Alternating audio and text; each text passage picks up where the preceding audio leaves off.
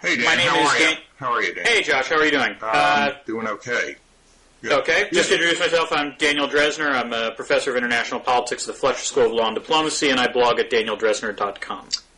You want me to introduce myself, Dan? That would be nice. Good. I'm Josh Cohen. I teach political science, philosophy, and law at Stanford University, direct the program on global justice there, and I'm also editor of Boston Review, actually co-editor with Deb Chasman of Boston Review. Well, I'm sure you're probably missing your former haunts in Boston right now. As I write this, there's approximately 18 inches of snow outside my window. Is that right? Is there really? Oh, yeah, we got blanketed over the weekend.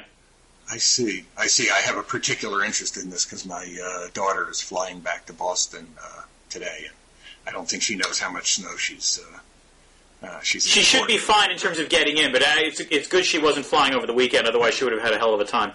Yeah. Well, no, I'm not. I confess that I'm not absolutely missing that. I know that as comes someone as who a went to shock. grad school at Stanford, as someone who went to grad school at Stanford, this is one of those days where I wish I was back in the mothership. I see. I didn't realize that you went to school out here. Yeah. Oh yeah. Yeah. Well, it's not a bad place, although no. It's that special time of year. Term is over.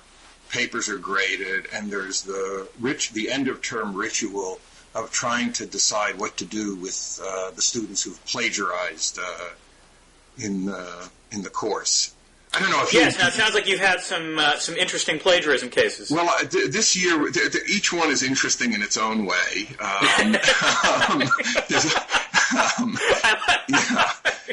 I do appreciate the subtle ironies of that line. Oh man, yeah. Well, this one. This hasn't happened before. I say interesting in its own way. For example, I had once had a student who plagiarized an entire PhD thesis, and all of them are sad in a way, or many of them are sad in a way. In that Wait, case, you mean they handed in the dissertation and it was entirely plagiarized? Handed in a dissertation, and I would say it was 90% plagiarized. Yeah. Oh my God. Yeah, wow, yeah. It was very unusual. And then when I discussed this with the student, she told me that the voices had made her do it. So that's one way in which it's unusual. Another time, I had a teaching assistant in a course. This is when I was at MIT, and he came to me and he said there was something odd about the paper, and he wasn't sure if it was worth like an A+ or a B- or something, but there was something odd about it, and he showed it to me, and it was immediately obvious to me that it had been plagiarized from John Rawls's lecture notes. I was going to grade the TA down, but this time, what was unusual this time was that the student plagiarized from me. So there was a lecture of mine that I had given at MIT as part of a course, and now is online under a Creative Commons license. And I gave a lecture this year, and it was about 80%. Well, and that makes it okay. Wait, doesn't it? No, I'm just kidding. Right. It was okay to have read it without paying for it. Right. Yeah. Right. But it was completely plagiarized, and I've never had a student hand in a paper that was plagiarized from me before. But what do you do when I have to ask, how big was your class, the one where the kid did this? So this one had about 180 students in it, so the paper was not submitted to me. Ah, okay, which makes a little more sense then. Yeah, except I'm not sure. When I saw the place that he had gotten the lecture from, it said at the bottom that it was from a lecture that I had. It wasn't obvious to me that he knew that he was plagiarizing from me. But there were two possibilities. One is that he knew it and he thought he was submitting it to a TA who maybe wouldn't know it. Right. Or he was unaware of it. But what do you do when you this happens to you too, I guess? I mean, I'm not a magnet for plagiarism, I don't think. This has happened to me periodically, but I have to say I tend not to get worked up about plagiarism, and I think not that I mean it's not like I condone it or anything. Right. But my observation is there is a very strong correlation between people who are stupid and people who tend to plagiarize. Which is to say, usually the people who are pretty smart enough to write decent papers then don't plagiarize. Now maybe it's that they're so smart that I don't pick up the plagiarism. Which is possible. Yeah. Maybe this is me being lazy. lazy. A big selection problem. No, I grant there's a selection effect possibility. That said, the cases that I have caught have always been cases that are so frigging obvious that there hasn't really been an issue. And then I think at Fletcher, part of this also is that because it's a large international student body, that actually makes it a little easier because usually if someone is plagiarizing, it's obvious because their English is dramatically improved. Right. Well, I'll give myself credit by way of saying that this student's writing was drastically improved by having plagiarized from my life. At least the structure of the paper was improved. But but you say you don't get worked up about it. What do you do when you discover that? If I catch it, I flunk the student, and I usually will, I'll notify the dean, and we'll go that route. I see. I count that as getting worked up about it. Okay. Yeah, I'm sorry. I don't get by worked up. I mean, I don't get I don't start ranting about the students today and all of that. I see. Yeah, no, this is not a crisis of culture or anything like that. Right. I agree about that. It's probably. I think the last time I got really worked up about this, and this bothered me. This was back when I was at Chicago, and there were some PhD comps there. Yeah. And as I was grading the comps, I caught two different comps giving the same answer. Yeah. And I have to admit, this is one of those gray areas where the problem was that the students were not ordinary. These are students who were not planning on going and getting going out of the academic track. But also, it's not clear whether this was an innocent mistake or not, where they had common notes and they wound up just cutting and pasting. Yeah. I think it was much less innocent than, let's say, some of my senior colleagues there believed. Right. But, that was... I'm just remembering, I actually faced another case of somebody plagiarizing from me. This was, I'm laughing about it. It really wasn't very funny. This was a dissertation that had been submitted for an American Political Science Association prize, and I was on the committee that year that was reading the political theory theses, and there wasn't a lot that was plagiarized, but there were a few paragraphs that were just word for word from a book that I had written that this guy had actually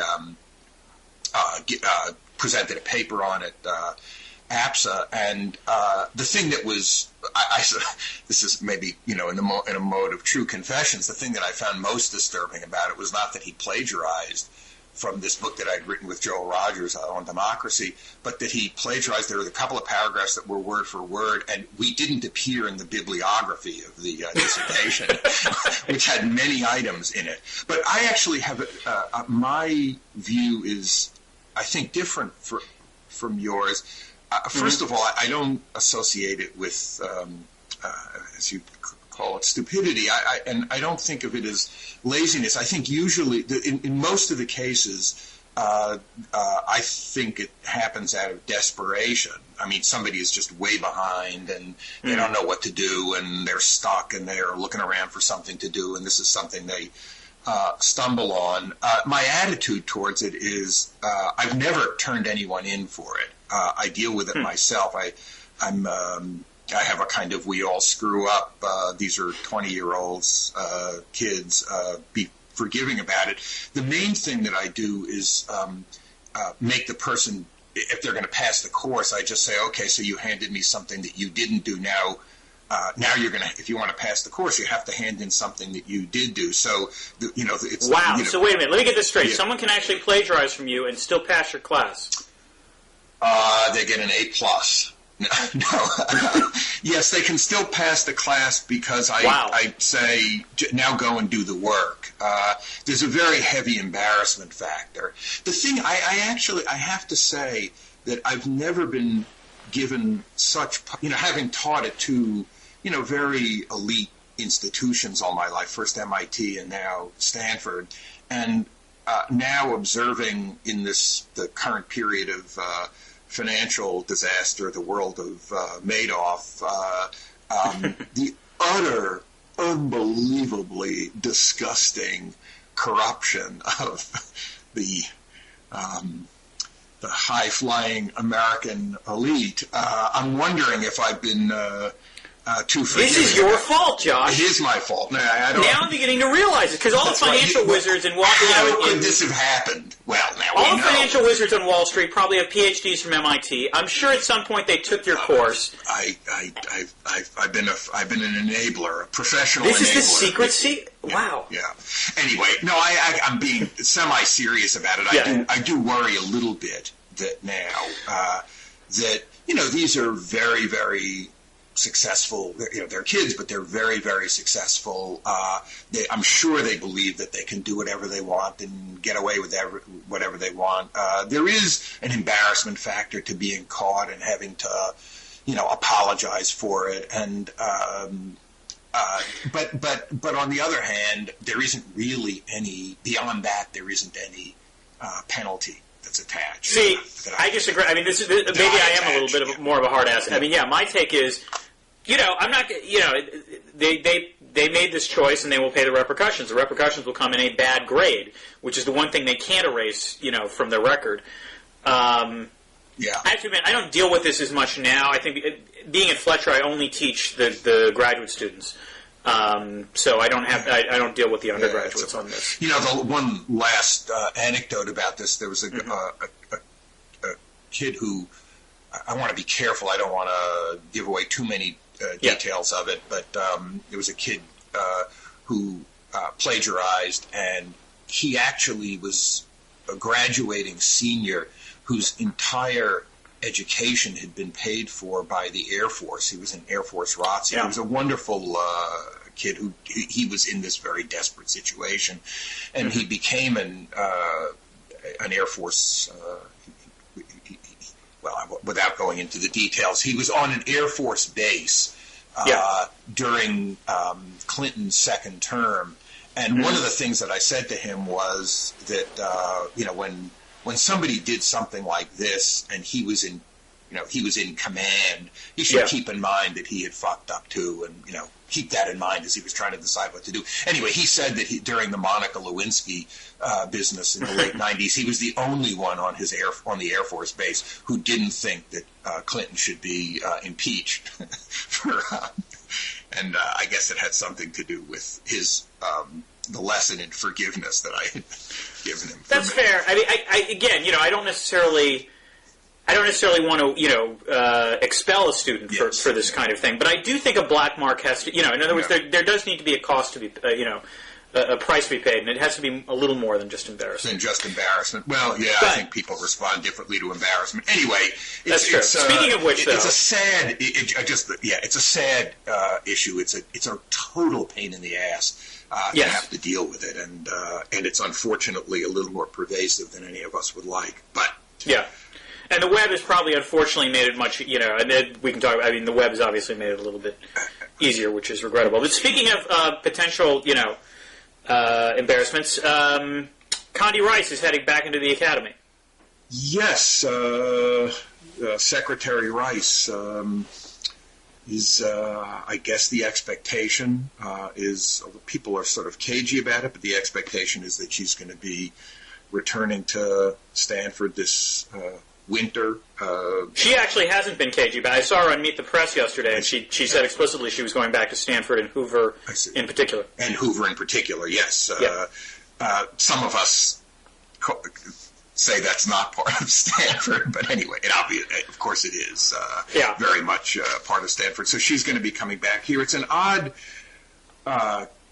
case of, the usual way that universities handle faculty members being away for extended periods of time is that they either require that they resign their position after a couple of years, or that they go through some kind of reappointment process if they want to come back. This was the story with Henry Kissinger having been away from Harvard for 2 years, or Stan Fisher, the MIT economist, was away for 5 years from MIT, and then he eventually had to resign. But so far as I understand, Condi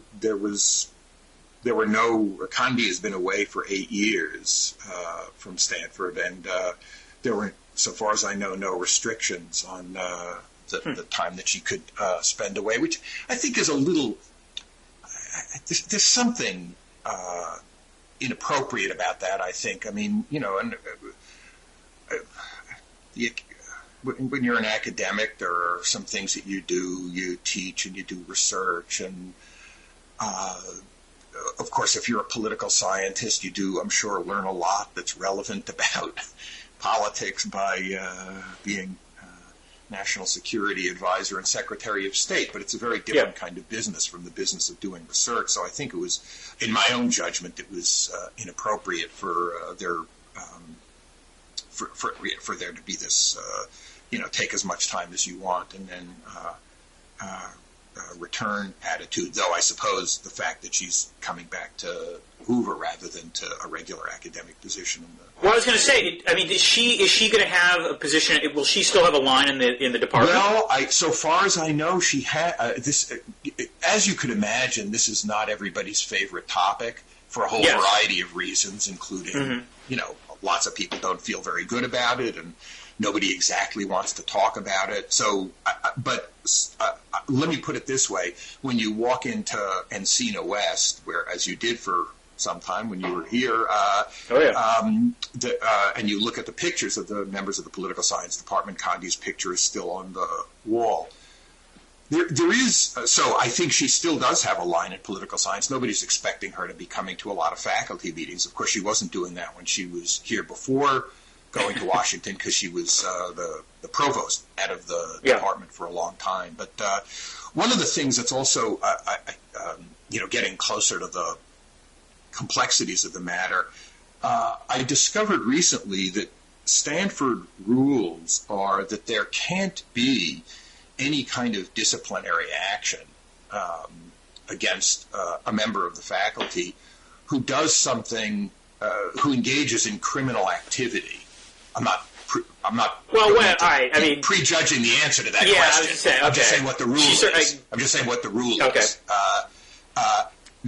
So if you've done something, and I really don't mean to be prejudging that question. I'm just saying something about the rules here that give some structure to the discussion about it. It doesn't matter what you. So for example, if you commit sexual harassment in your office while you're teaching a course, the provost can initiate a disciplinary action against you. If you rape a student, you rape somebody on the street in Palo Alto.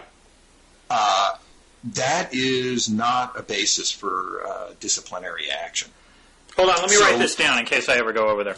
Yeah, in case, Well, that's the Stanford rule. It's not the same rule at other places. You should check the Tufts rule. So, for example, at MIT, you can get in trouble as a faculty member for criminal activity that you've engaged in that bears on your fitness to serve as a member of the faculty, even if it wasn't criminal activity that you engaged in while you were a member of the faculty. Okay. And the same thing is true at the University of California. So, if John Yoo teaches at Bolt Hall now, there's a very strong statement defending the appropriateness of his being a member of the law faculty there by Chris Edley, who's the dean of the law school. But it's also true that the University of California has a rule that if there were a criminal prosecution, that would bear on his the appropriateness of his continuing to be. All right, let's try to ground this a little bit more on Condi. First of all, no one is accusing. I mean, she's not going to be brought up on charges for anything, nor is there evidence that she should be, for that matter. So. I mean, this is real. Well, I think the issue is about the. I mean, she ran the principals meetings discussing interrogation methods in 2000. Excuse me, in 2002 and 2003. Now, she did not have, as Rumsfeld had, a kind of command responsibility, and she has said repeatedly, and I entirely believe this to be true, that she was. Asking Ashcroft and others from the Office of Legal Counsel for, about whether or not the methods of interrogation that were being considered were legally permissible. Of course, it was part of the legal culture of the Bush presidency that an enormous amount of pressure was put on the people who were doing the legal analyses to say that anything goes, which is more or less the John Yoo position, that anything goes. But I think that I don't think anyone thinks that there's any kind of legal issue about her role in the run-up to the war, some, arguably exaggerating the state of the evidence on weapons of mass destruction. I think very arguably on the nuclear piece of that exaggeration. I think you can absolutely accuse her of using overblown rhetoric. I mean, the line about the mushroom cloud. We don't want the smoking gun to be a mushroom cloud. Obviously that was, very, inflammatory rhetoric. But God, I mean, you'd have to indict all of Washington if that was the standard. I agree. Well, yes, and I don't think that there is any legal issue there. Although it doesn't make me very happy to have her as a colleague, because I do think that she does have more responsibility than other people outside the administration who are mimicking the kind of things that she said and that President Bush and Vice President Cheney said. But I think there's an issue there that makes me uncomfortable. But I think the torture, war crimes issue, I think it's a complicated question about what the lines of responsibility were. But I just want to emphasize that she was the person who was chairing the principals meetings, including.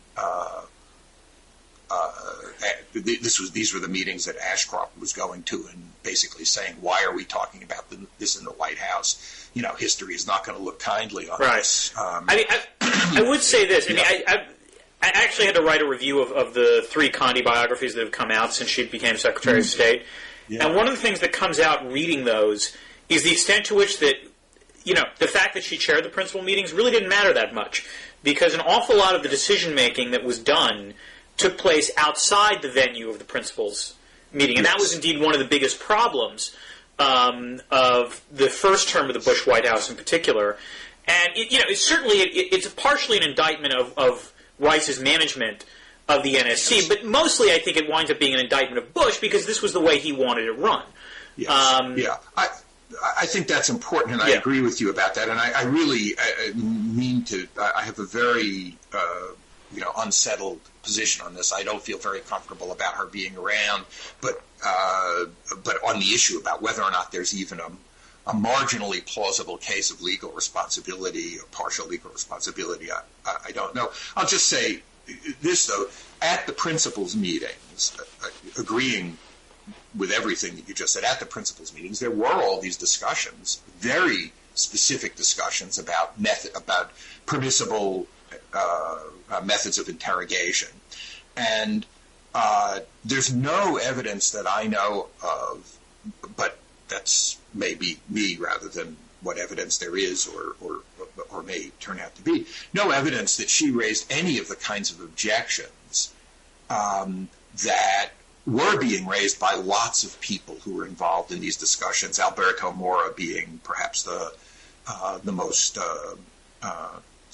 striking example, somebody who took very strong exception and pushed back very hard against it, but also people in the FBI and lawyers for the services. And now she's not a lawyer, so but there were lots of people who were very, very uncomfortable about this stuff. And you can take the position, as a bunch of people do take, that if we do it, it's not torture.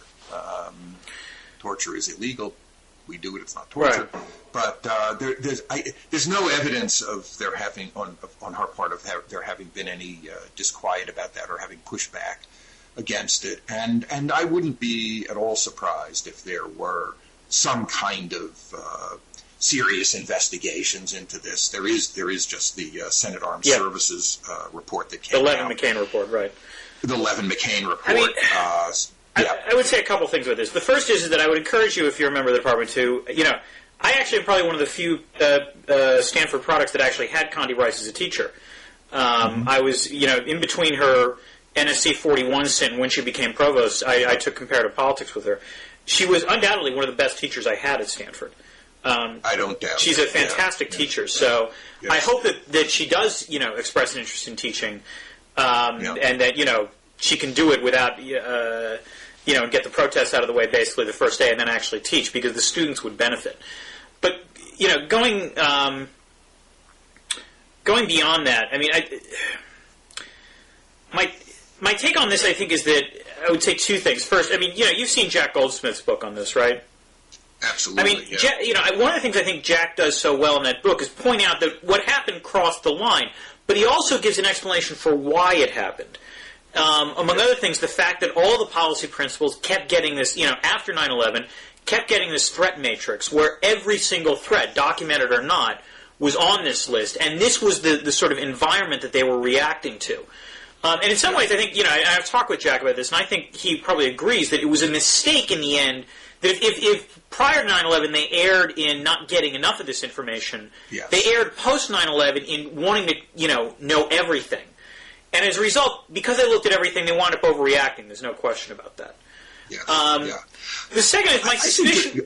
So go ahead. I'm sorry. Yeah. My suspicion is that Condi's position on this probably is very similar to. I don't know if you read this. Ross Douthat at The Atlantic wrote a very interesting post over the weekend on the torture question, where he again, without question, acknowledges that this was wrong and it was something that America should not do.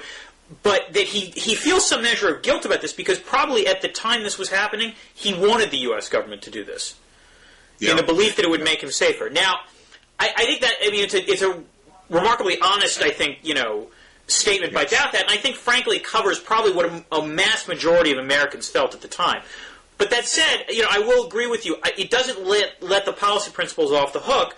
Because the policy principles are presumably supposed to remember the fact that the Constitution is around, and are in fact not necessarily just supposed to go with the will of the people, but remember their oath of office as well. Right. So, I mean, it's a complicated. Yeah. It is a complicated. There's another situation. piece of this that I don't. Maybe you've read much more of this stuff than I have, and this is just rank speculation on my part. But it's speculation that comes from thinking about the people involved and the kind of natural human emotions. My sense is that a bunch of the people in the administration probably had a very serious sense of guilt about what had happened on September 11th. Yes.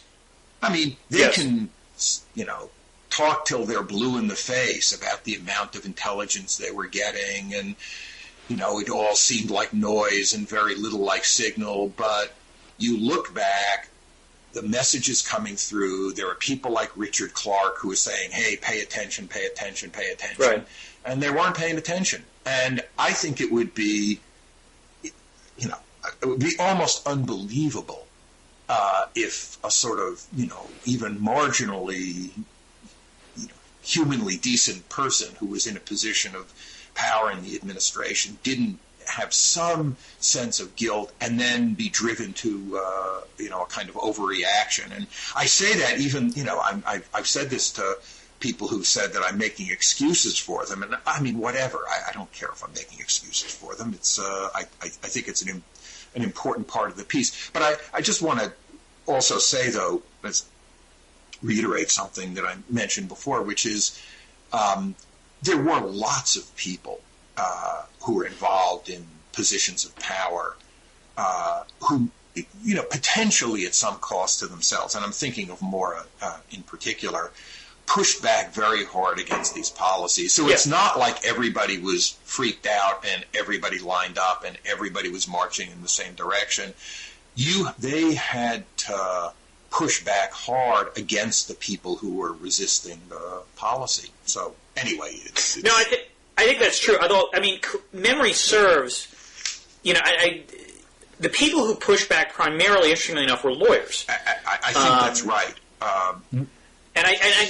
So I mean, in some sense, this is not to excuse what others did, but if you're not, that is the job of lawyers to say what is and against the, what is legal and what is not. But if you're a national security person, and I've seen this, you don't care necessarily about the legal niceties. You care what is the, policy that is going to maximize what I want to do. Right, and you think it's somebody else's job to worry about the legal niceties. Exactly. Right? Except the only piece of that, and I have no idea if Condi was involved in this at all, but the only piece of that story leaves out is the amount of pressure that was coming down from the Cheneys and the Addingtons. Addington is the clear exception here. Yeah, and there were the Addingtons and the Hughes who, to be fair, they didn't make this up. I mean, they came up with a legal doctrine that said, we think this is the right thing to do. Right. And I mean, every description of Addington in particular that I've heard about, this is not someone who just says we can do whatever we want. This is someone who actually just has a rigorous view of what the Constitution allows and believes that he is right. Yeah, I don't doubt that he believes that he's right. That's the problem, not the solution. Yeah. Anyway, it's going to be. I think it's going to be complicated, and I wish. And maybe this is just in a kind of unseemly, dirty hands way. I wish Condi weren't coming back, and I wish there were some way to have I do wish that there was some way to have a discussion about this torture and war crimes issue, Well, I mean, first of all, correct me if I'm wrong. Isn't Don Rumsfeld now a senior fellow at Hoover? That's not exactly. No, what happened was it's going to sound even worse, but it's actually not worse. There was some task force that was being set up, and I think George Shultz was probably involved in it, and they decided that it would be a good idea to have Don Rumsfeld involved in this thing. So he was appointed, this is where it sounds worse, a distinguished senior fellow or something like that, but I think it's a one-year appointment. I don't think he's been... Oh, it was an honorific. And he's not been on the campus at all, whereas I was walking across the campus with a colleague a couple of months ago who pointed to a corner of Hoover and said that's where Condi's office is going to be. So I expect that she's going to be around, and there'll be a lot of fanfare, and I think it's not... The thing about her involvement in the principals' meetings on the methods of interrogation really does bug me. But, well, more than bug me. Well, let me put it this way. I mean, I would disagree with you. If Condi wants to come to Fletcher, I would certainly welcome her with open arms. I mean, there's no question that her career as National Security Advisor was not a glorious one. And you can argue that, certainly she committed, mistakes in terms of the handling of the policy process. But, I mean, the question about the detainees, she's probably like, the 200th person that I would be concerned with in terms of the responsibility for that sort of thing. And the fact is she also, and again, this comes from reading the biographies, it was clear that she was, relatively speaking, a voice of reason in the Bush administration and was responsible for, some of the major course corrections that took place in the second term in particular. For all the talk about how, thank God, Obama's going to be elected and we're not going to have to deal with George W. Bush, the Bush foreign policy of 2008 looks remarkably different from the Bush foreign policy of 2003. No, I expect that she's going to be, she's going to be, greeted as a returning hero for having kept us out of war with Iran. And I think that's not like, you don't have to, be on Mars to think that there's something to that. I just think it's all going to get exaggerated by the desire to, be nice when she returns. And I agree with you that she's not in the core of people, and she may not even really. I'm honestly be in the periphery of people who bears responsibility for these policies. I really. I'm very much unsure about that. I just am concerned about the fact that she was chairing these meetings, that there was no evidence, and with very detailed discussions of interrogation policy, of specific methods of interrogation, including mortarboard. Well, one of the things, Condi, in my experience, does not lack for debating skills. I mean, hopefully one of the things that would come out of this was that, in fact, Condi will engage with some of the people who are her critics at Stanford. And my guess is, hopefully we'll have a productive dialogue. Well, we'll see. We can. But this relates to the question of, how to deal with the detainees. Boston Review, you just published an essay by, I'm sorry, the name is blanking me now. David Cole, Georgetown law professor, and he's the Nation legal correspondent. I think that's his official title, who's been a very big critic of detention policy in Guantanamo and elsewhere. But who nevertheless, to sum up this quickly, proposes in the article simply a mechanism whereby we are allowed to detain, we should be allowed to detain suspected terrorists until, hostilities are declared to have been ceased. That basically what he proposes is not, he dissents from the sort of Goldsmith proposal of creating a new kind of court to deal with these national security issues, but rather says, look, during wartime, you are allowed to detain people without trial, when they're suspected of as an enemy combatant. I wouldn't put it quite that way, because okay, go ahead. He is not for. He doesn't think that there should be a detention for suspected terrorists. The idea is that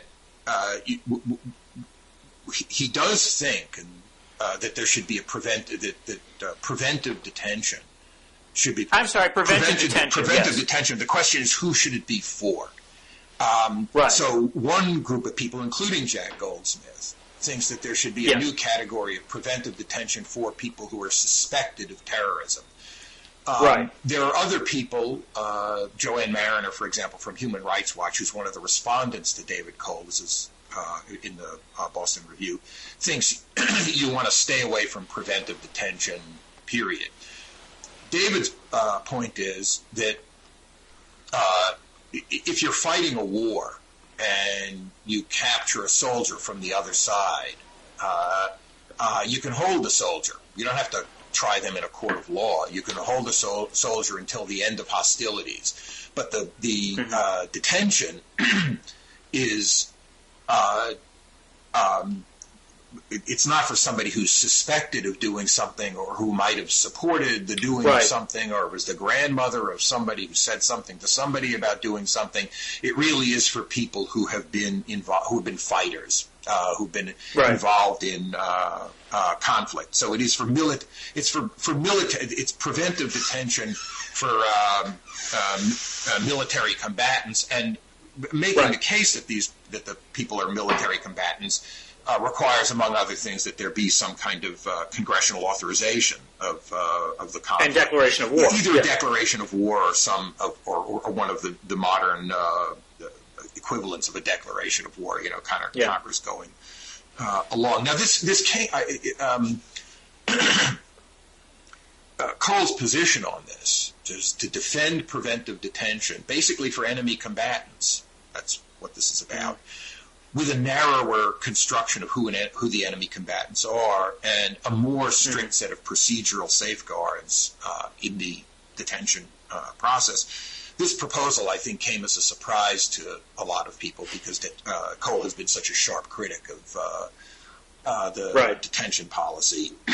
And I think a bunch of people took this as a signal of something like, you got a bunch of stuff that Bush has been doing, and people have been, pardon my language, pissing all over it. Obama's going to do a bunch of stuff that's not so different. And now what's happening, this is how it's been read, and now what's happening is people who are supporters of Obama are lining up to explain why it's okay and how it's different. Right. I don't think that that's the right understanding of what Cole has done. But I think if you would ask them 6 months ago, is David Cole for a try them or release them policy of using just methods of criminal law for Al-Qaeda or Taliban fighters, or is he for using a preventive detention approach? I think people would have thought that he's for try or release, but that's. I mean, I will say there are times where I think this issue, the perception of divergence of opinion, has sometimes been overly magnified on this issue. Mm-hmm. I remember I was at a conference. I think this was 2004 actually, and this is when things are really starting to heat up about Gitmo's post-election. And I was listening to a panel where it was John Yoo on one side, and I want to say Nadine Gordimer on the other, from the Nadine Strawson. The ACLU. Thank you. Yes, Nadine Strawson. That's right. The lawyer, not the writer. Yeah. Right. I apologize to both Nadines. And what struck me when I was listening to the two of them was not the extent to which they disagreed, but rather the surprising extent to which they agreed. And this was startling as someone who only occasionally reads up on this issue. It was startling to me the extent to which their positions overlapped, surprisingly. And so one of the things that I suspect is going on is a recognition now by some people of, oh my God, there actually is less divergence than people realized. And I think, Cole mentions that even in the first paragraph that, everyone wants to shut down Guantanamo. Regardless of regardless of the legal issues, the political symbolism of Guantanamo is such that it has to be shut down. Right. So I think that's partly what's going on. With regard to the intrinsic merits of Cole's proposal, on the one hand, I suppose it's worthy that he's clearly taking a political risk in doing this. I think, though, the problem with what he's proposing, and it's not necessarily clear if there's a solution to what I'm about to say, but I think in some ways the debates on this issue are really trying to merge two different questions. The first question is, what do you do with people you capture that are linked to Al-Qaeda? And so it's how do you handle the current detainees, given that you've got a war on, that you've essentially declared war on Al-Qaeda, but it's it's not it's not a traditional state-based enemy, and the end of the war isn't in sight. That's issue one, and I think Cole deals with that relatively well. Issue two, which he does not address at all, and this is, I think, the big downfall of this, is what do you do if there is another terrorist group out there that is plotting an attack, and you suddenly have actionable intelligence on that? That's a separate issue. And I think part of the problem is that when the Bush administration was devising all these things, what they were far more concerned about was the second point than the first. What I don't understand... I'm sorry, go ahead.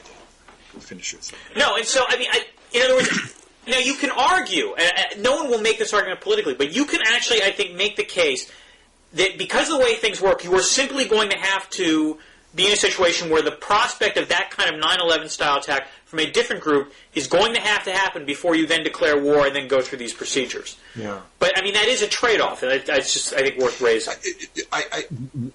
The thing that I'm not getting about what you're saying, I agree with you that that's a situation that you have to be concerned about, but there have been lots of cases elsewhere, in Britain and elsewhere, where that's been exactly the situation, that the people have been kind of caught plotting, and that's what criminal law is for.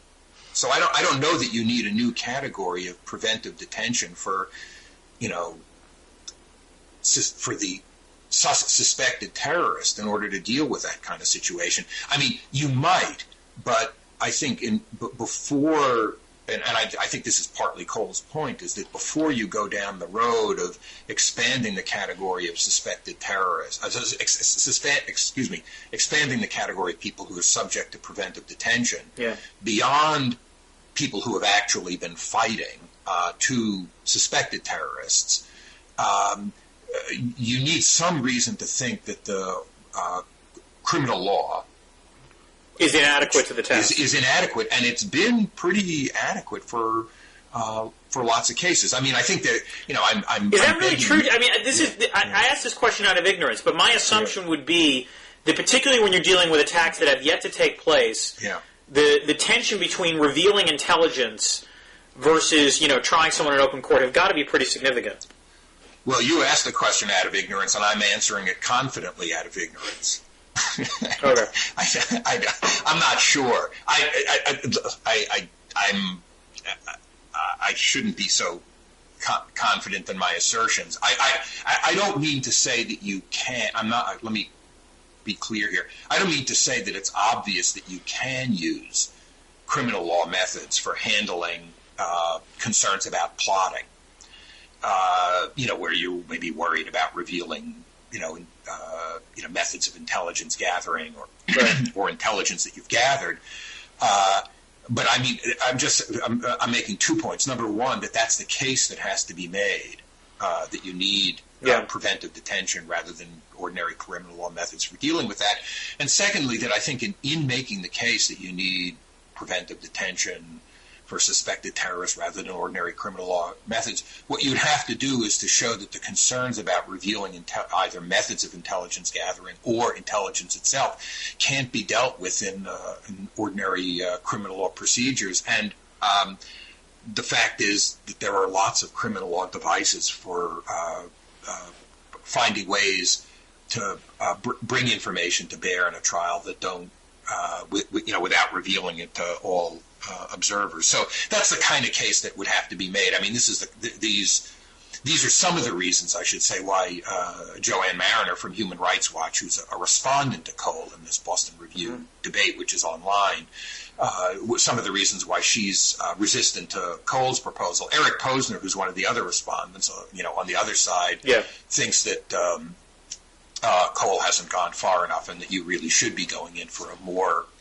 capacious regime of preventive detention, including for suspected terrorists, because the technologies of conflict have just expanded in ways that make ordinary criminal law methods inappropriate for dealing with current threats. It's an important debate. I think Cole is trying to mark out an intermediate position that basically says treat combatants in this war that's not a war between states, treat them in just the way that you would treat combatants in a war that is between states, where preventive detention is entirely appropriate. And I don't necessarily, I don't think I have a problem with that. I think the problem is it's an incomplete solution. The question is whether there is such a thing as a complete solution, and I'm not sure there is, actually. And I have to say, speaking for myself, I think we're far enough removed from 9/11 such that I actually will say that I would probably be willing to take the cost of the kind of attack, a 9/11 scale attack, rather than try to set up the kind of security apparatus that would allow for the kind of preventative techniques that might prevent, that might stop that sort of thing, but in the process have all kinds of type 2 errors where you detain people who are not planning anything. You detain, and you do. I agree with you about that. You won't be surprised to hear. And also, I think it's not like the people you're going to detain who weren't really doing anything wrong are going to be some random group. Maybe. Let's put it this way. I say that, but that's not an easy thing for me to say, and I think there are a lot of people in this country that would take the opposite position. Yeah. But I have to say, I thought the more interesting the essay that you published in the Boston Review was the one by, and I'm going to massacre his name, so I'm sorry, Steve. Steve Ansolabahir.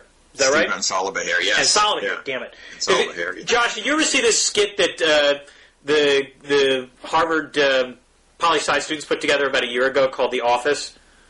No. Oh, it's a great riff on.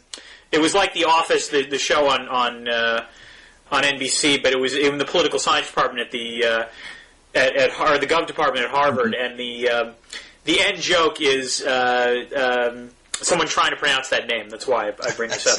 Anyway. Well, Steve was a colleague of mine for many years at MIT, Steve Ansolabahir, and he wrote this piece with Charles Stewart, who's currently the chair of political science, and it's about the 2008 election and the outcome of the election. You want to take a whack at it, or should I? I think they point out an interesting irony to the election, which is that, for all the claims about the election of Obama being a sort of, now we're potentially going to live in a post-racial age, that the reason Obama got elected had a lot to do with race. That the reason he won primarily was because he increased the percentage of the vote that African Americans went to the Democrats, which doesn't sound possible, but it did go from 88% to 95%. Yeah. And more importantly, the Hispanic vote overwhelmingly increased by 12 percentage points for Obama.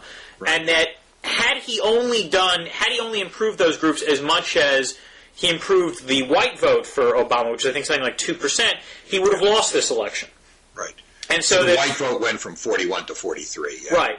And so for all the talk about how this being, we're beyond race, the only reason Obama wins the election is precisely because, to some extent, potentially, of racial identification.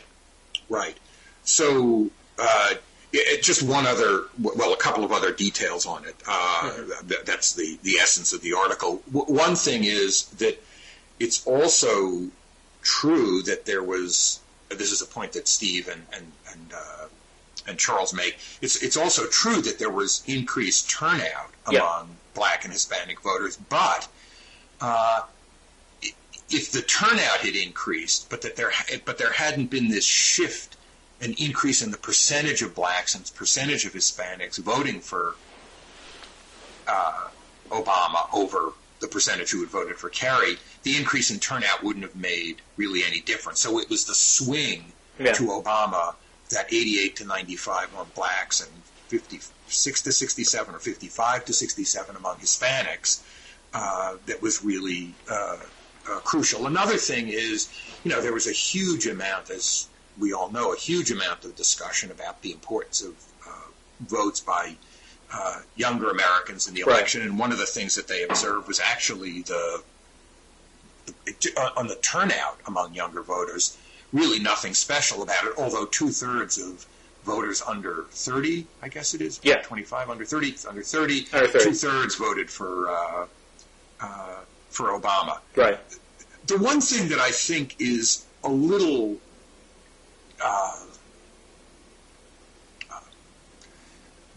misleading, tendentious, maybe overstated about so their line, the sort of summary line for them is Obama won because of race. Right. Shift black, shift Hispanic, and the white shift is only from 41 to 43. But another piece of this is that in the 80s, the Democrats were getting about 38% of the white vote. Mm-hmm.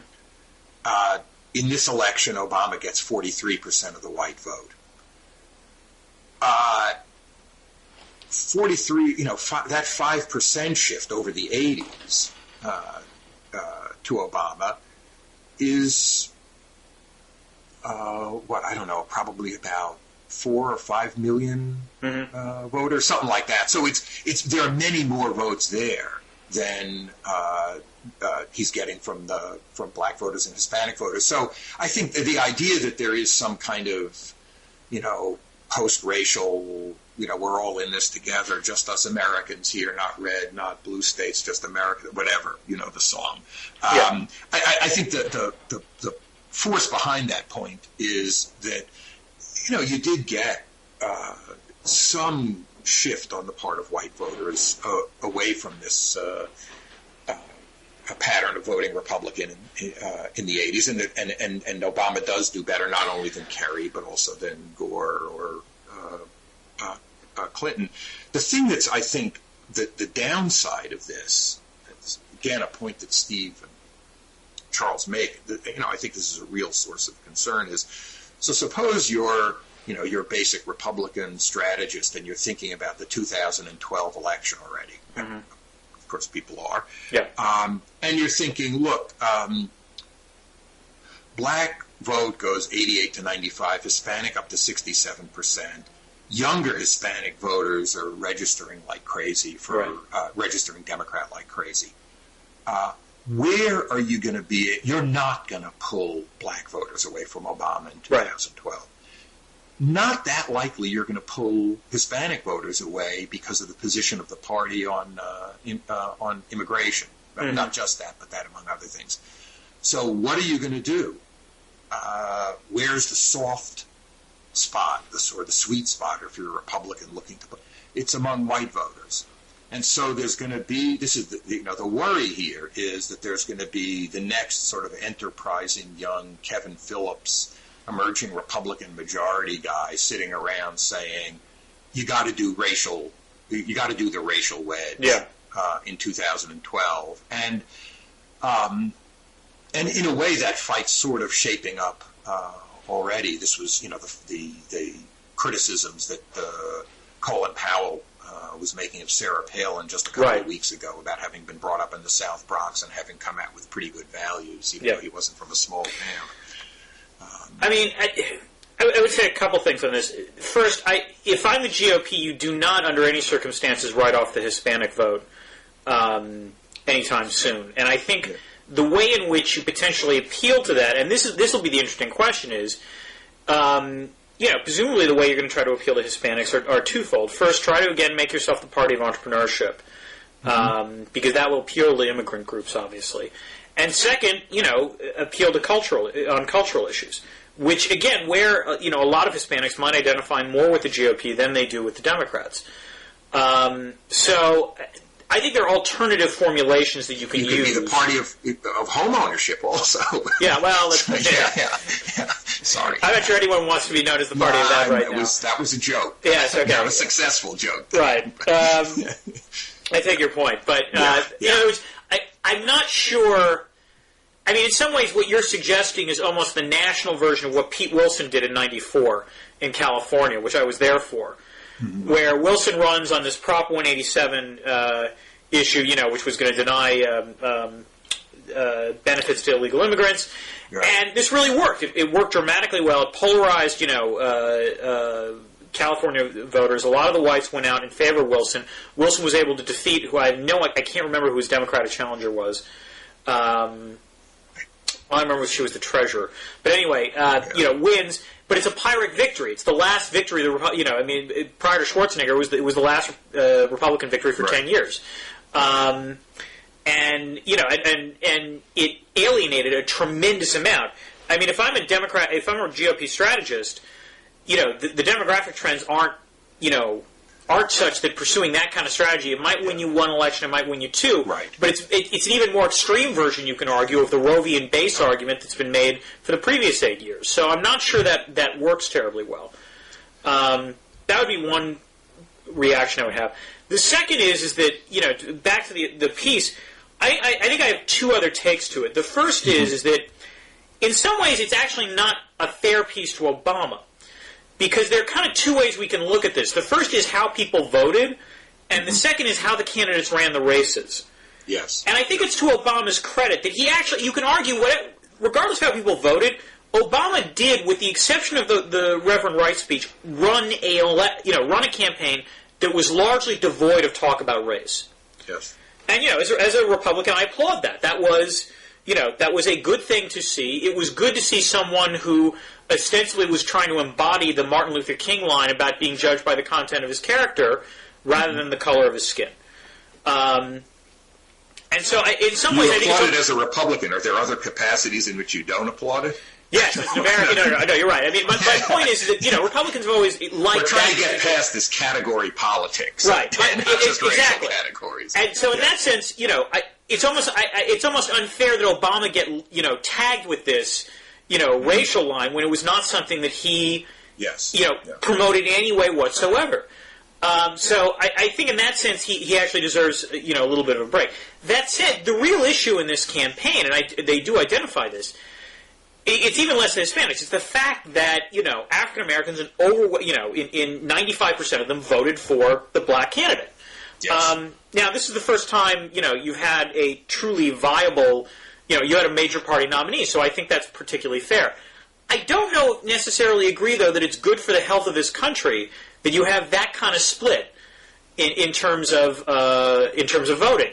Yes. And this is where, and I'm not sure where this goes from here, but you know, I think one of my long-term hopes is that because Obama won, you know, maybe 20 years from now, the African-American vote actually winds up splitting, you know, even just 60-40 or you know, 70-30, you know, with the GOP candidate picking up that percentage. Because I want to see more of these groups in play, frankly.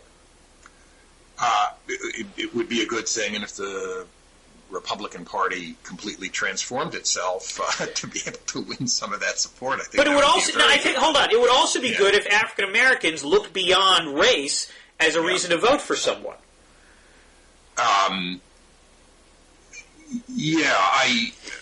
It is. I agree with you about that. I think it would be good if I'm just adding that I think it would be good if, as happened with white voters in this race, in this campaign, that a bunch of white voters look beyond race, and that's not always been, you know, the way with white voters. No, and if look, there was one of my colleagues did one of these, did an internet survey, and in which people were asked if you would, where the black voters were asked if they would vote for Obama because he was black, and white voters were asked if they would vote against Obama. And you could be anonymous. Mm-hmm. So the thought was that you're getting an honest answer. And it is true that 75% of the black respondents said they thought that the fact that Obama was black was a reason for voting for him. Right. That said, the increase in for Obama for over Kerry is from 88% to 95%. Yes, true. So you had 88% voting for a white Democratic candidate. And the fact is that you got a Democrat running in an economy that's, you know the story, sing the tune, the economy's a disaster, you got 2 wars, you have an incredibly unpopular president. No, what's surprising is a Democrat should have won this race no matter what. A Democrat should have won this. So if what number would you have predicted among black voters? Yeah. Voting Democratic, given that they voted 88% in absolutely, 91%. So it's not, that said, I certainly agree, but that's part of I agree with your general point, and I think that's part of the thing that's that is a matter of that's a matter of concern here. I think that the fight within the Republican Party over the next 4 years is going to be a fight between people who think something like what you're thinking, that you want to be the party of entrepreneurship and you want to be a party in particular that appeals to Hispanic voters, where Republicans were traditionally more successful, and then a bunch of people who see some very, very low-hanging fruit among the white voters. Right. That 43% of white voters, and somebody is going to get in the meeting and say, if we could drive that back from 43% to where it was in the 1980s, 38%, we win.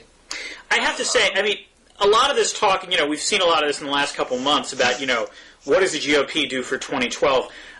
I have to say that there's almost a mindset where people are forgetting that the GOP is no longer the agenda setter on this.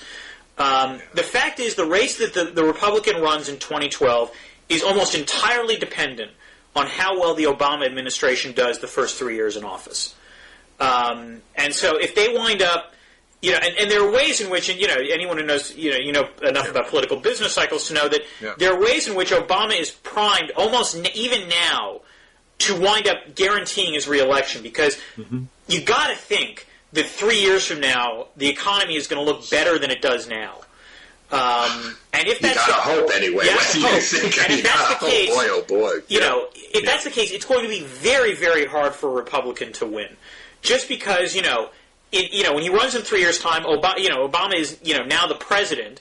A lot of the issues that he got tagged with this time around are not going to be. They're going to be non-issues 3 years from now. No one is going to give a shit about Bill Ayers or Jeremiah Wright in 2011, 2012. So. Right. All true. Yeah. But now I'm not saying that that the racial appeal, the coded racial appeal by a Republican candidate is a winning strategy. You just think it'll be the strategy. There's going to be a very, very strong temptation to go down that road. And what you just said, which I think has a lot of force to it, is not going to diminish the chances of a candidate going down that strategy, because somebody is going to get up and say, look, you can't run on, the economy or on, entrepreneurship, and certainly not on home ownership. You got to find some other way to do it, and it's got to be social issues, and the social issues extending to crime and, I don't know. Anyway, it's a concern. I would say this also depends on who winds up running, and this is why, yes. I don't know enough about him, but Bobby Jindal is interesting in this instance. Absolutely. Because Jindal is someone who could run on the cultural arguments. He's profoundly, socially conservative, but no one would accuse him, obviously, of, running a race-based campaign. Right. So this is a reason. So what I'm saying gives a prediction that there are going to be a bunch of people who might otherwise have found Jindal an attractive candidate who are going to back away from him because he's not going to be seen as being able to make this appeal. But who knows? Yeah, we'll see on this. As I say, I'm not going to attach a probability to this, but I think it's a concern and something to watch out for. I guess we had one other issue that we were to close out. It's fitting. As we are I think less than a month of the Bush administration. Newsweek magazine asked a bunch of artists and to basically try to identify the key cultural artifacts that best epitomize the Bush years. One person argued that the television show Battlestar Galactica best represents, is the best cultural artifact. Someone said Jonathan Franzen's The Corrections, I think, is a book. I don't remember what the movie was. Black Hawk Down. Black Hawk Down, yes. Do you have any, do you have any thoughts about this? Well, the person who picked Black Hawk Down, there were a few I've watched Black Hawk Down a few times. Yes. In fact, just saw it about 3 weeks ago again. I like it. It was picked it was a kind of as if it were a kind of celebration of war. I think that's the person who picked it said it turned out that way. I think it's a little bit more complicated than that. It's a celebration of the kind of band of brothers aspect of war. Not of the politicians or national goals or anything like that. It's a bunch of people who you don't leave anybody behind. That's the story. There are a few things about the movie, though, that I suppose make it maybe even more emblematic of the Bush years. One is there was nothing about the history of Somalia in the thing. It was a complete distortion. There were no Somalians in the thing. The people who were in the movie didn't look anything like Somalians. That is, the alleged Somalians didn't look anything like Somalians. They didn't talk anything like Somalians. Moreover, the hero of the movie is serving time for rape of a child, and he's presented not at the time of the movie, but yes. Yeah, not at the time, right? So, but he was being celebrated as a great figure, and a bunch of people, including his wife or maybe his ex-wife, were a little bit worried about the celebration because his name was changed for the sake of the movie. This is the Ewan McGregor character, right? Yeah, I guess that's right. The desk guy who wound up going out. Right. The desk jockey who goes out. He's. Well, let me ask a different question, Josh. Yeah. Would you suggest an alternative? I have an idea in mind. Yeah, go ahead. Do you have go ahead. I think the key thing about the difficulty with this, and there's been debates about this on the blogs. Kevin Drum suggests, for example, that in terms of TV shows, 24 is much better than Battlestar Galactica. Yeah. And I think one of the problems is, you need to come up with a cultural artifact that different ideologies can interpret in different ways. Mm-hmm. Because the problem is there's not a lot of agreement about the Bush administration. They're incredibly unpopular, but he's unpopular for different reasons. Yeah. So my choice would be that you need a movie that people can interpret in radically different ways, and my proposal is the movie 300. Uh-huh. Because 300, if you are a conservative, in some ways it was a spectacular, crowd-pleasing flick, with lots of remarkably aestheticized violence. And a message about, the promotion of democracy and the opposition of empire. Uh-huh. Have you seen this movie? I haven't seen it. Okay. This is based on the Frank Miller cartoon. So, if you're a conservative, there are lots of nice, red meat, things to like, Gerard Butler all ripped and saying, a new age is dawning, an age of freedom, and then, This is the Battle of Thermopylae, is that what? It's the Battle of Thermopylae. Yeah. And the reason liberals can like it is because the movie is in many ways a very big joke. Historically, it's distorted beyond belief. The notion that the Spartans were the chief promoters of democracy would, I'm sure, come of great shock to any kind of Greek historian. Yeah.